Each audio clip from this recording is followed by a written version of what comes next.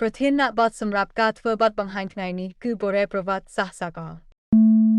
នៅពេលគេនិយាយអំពីបុរេប្រវត្តិសាស្ត្រសកលគឺគិតចាប់ពីចំណុចចាប់ផ្ដើមនៃយុគធម្មបំបែករហូតដល់ពេលវេលាមួយដែលមនុស្សចាប់ផ្ដើមមានការសរសេរអក្សរឬមានការកត់ត្រាអំពីប្រវត្តិសាស្ត្រជាលើកដំបូងឬរហូតដល់ចំណុចនៃពេលវេលាចុងក្រោយមុនពេលឈានដល់ចំណុចចាប់ផ្ដើមនៃសម័យប្រវត្តិសាស្ត្រ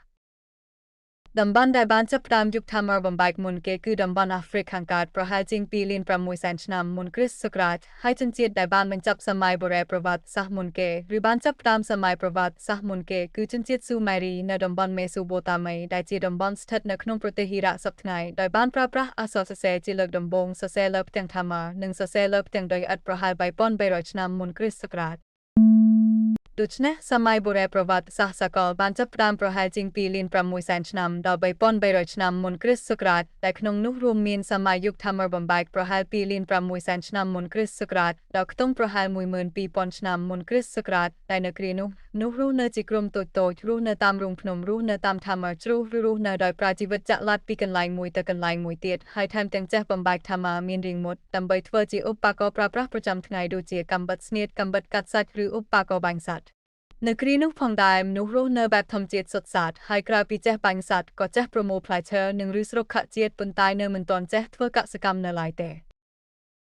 ក្រោយមកក៏រកឃើញនៅវិធីបង្កើតភ្លើងដោយការកកិតថាម៉ឺនិងថាម៉ឺឬឈើស្មូតដែលអាចចាត់ទុកថាជាសម័យយុគថាម៉ឺកណ្ដាលប្រហែលពីខ្ទង់ 12,000 ឆ្នាំដល់ខ្ទង់ 8,000 ឆ្នាំមុនគ្រិស្តសករាជដែលមនុស្សចេះប្រើថាម៉ឺនិងឈើដើម្បីធ្វើឧបករណ៍ថាម៉ឺតូចៗដូចជាធានូព្រួយនិងកាំបិតហើយក៏ចេះធ្វើនេសាទចាប់ត្រីនិងចាប់ក្តាមព្រមទាំងចាប់ផ្ដើមចេះដាំដុះខ្លះៗហើយថែមទាំងចេះចិញ្ចឹមសត្វឆ្កែដែលជាសត្វចិញ្ចឹមដំបូងគេបំផុតផងដែរប៉ុន្តែពួកគេនៅតែបន្តការរស់នៅបែបចាក់ឡាត់ឬមានកន្លែងស្នាក់នៅមិនឋិតថេរដោយរស់នៅតាមរូងភ្នំ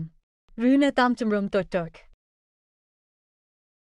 ហើយបន្ទាប់មកទើបឈានដល់សម័យយុគធម្មរំលីងប្រហែលពីខ្ទង់ 8,000 ឆ្នាំដល់ខ្ទង់ 3,000 ឆ្នាំមុនគ្រិស្តសករាជទើបមនុស្សចេះធ្វើកសិកម្មចេះដាំដុះដំណាំស្រូវសាលីចេះចិញ្ចឹមសត្វគោសត្វចៀមនិងសត្វជ្រូកហើយពួកគេក៏ចេះស្ថាបនាឬបង្កើតជាភូមិដើម្បីរស់នៅជាក្រុមក្នុងភូមិហើយចេះរំលីងថាម៉ឺធ្វើជាកាំបិតនិងធ្វើជាពូតាហើយក៏ចេះធ្វើសិប្បកម្មត្បាញក្រណាត់និងចេះផលិតសម្ភារៈធ្វើពីដីដូចជាចានឆ្នាំងនិងកមធ្វើពីដីជាដើម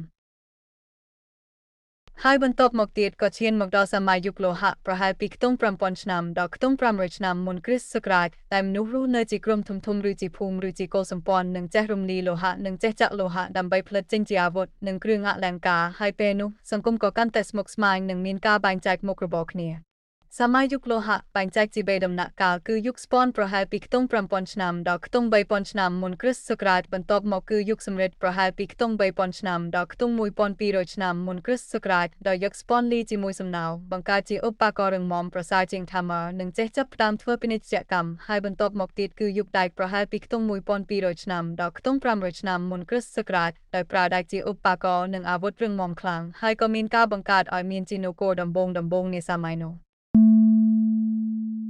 ជាទីបញ្ចប់នៃការធ្វើបទបង្ហាញនេះខ្ញុំសូមថ្លែងអំណរគុណចំពោះការស្ដាប់របស់អ្នកទាំងអស់គ្នាបើពេញចិត្តជាមួយនឹងការចែករំលែកចំណេះដឹងនេះសូមជួយចុច Subscribe ឬជួយចុច Like ឬជួយចុចសញ្ញាមេដៃនិងជួយចែករំលែកបន្តហើយបើមានសំណួរសំណូមពរឬមតិយោបល់ផ្សេងអាចទម្លាក់ក្នុង Comment បានជួបគ្នានៅវីដេអូក្រោយៗទៀតខ្លឹមសារនៃបទបង្ហាញនេះចែករំលែកដោយលោកគ្រូសៀងប៊ូហឿងដែលធ្លាប់មានបទពិសោធន៍ការងារគ្រប់គ្រងធនធានមនុស្សនៅរោងចក្រក្រុមហ៊ុនអាជីវកម្មសាលារៀនឯកជននិងមហាវិទ្យាល័យអង្គការក្រៅរដ្ឋាភិបាលសន្តាគារនិងភោជនីយដ្ឋានព្រមទាំងស្ថាប័នរាជរដ្ឋាភិបាលហើយក៏ធ្លាប់បានចូលរួមកិច្ចការសង្គមនិងកិច្ចការនយោបាយមួយចំនួនផងដែរហើយអានដោយនាងខ្ញុំកញ្ញា AI Luna ធ្វើនៅរាជធានីភ្នំពេញថ្ងៃប្រហោះទី22 ខែមករាឆ្នាំ 2026 សូមអរគុណនិងសូមជម្រាបលា